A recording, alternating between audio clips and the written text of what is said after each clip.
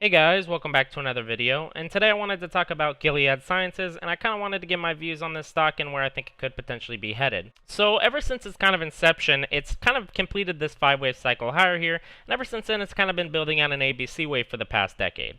And right now I think you actually have a great short setup. The stock is kind of breaking below this long-term base we have here, and it should kind of see a push to these lower extensions we have sitting between 52 and 46. That 138.2% extension at 51.74 and that 161.8% extension sitting at 45.92. I think on a short-term basis we could see a push to that 138.2% extension, maybe back test this pivot breakdown, see further slide, and then potentially break back above this pivot, kind of completing this C wave down before maybe another long-term 5-wave cycle higher. On a short-term basis, I think you also have extreme overhead supply and huge psychological reasons for lower. So obviously earlier this year we had this whole COVID-19 situation, and the stock actually went up a lot due to that. Almost every time when you see a stock go up on world issues like that, it's going to get faded, and it's usually going to get faded below where it originally started. Because people are now convinced that the stock can't drop due to the profit that they're going to make from COVID-19. It's not really how it works. Stocks don't really trade off fundamentals at all. In fact, those kind of moves that we see create a level of overhead supply, which then causes a stock to get sold. So I think there's a really high chance we do see this $46 level over the next few months. I think we kind of break below this base and see a move down there over the next few weeks. And the way I would kind of go around trading this would be to take a short position here,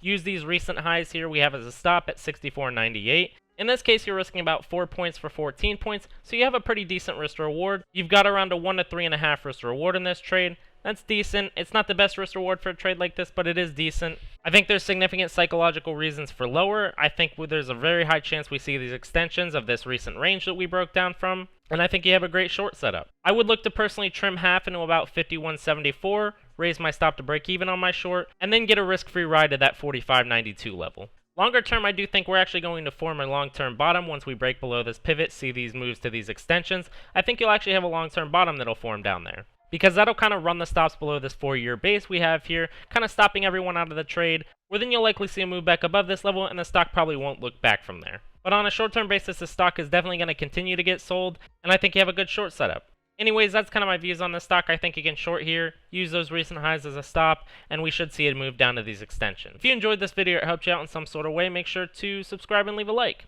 Thank you so much for watching.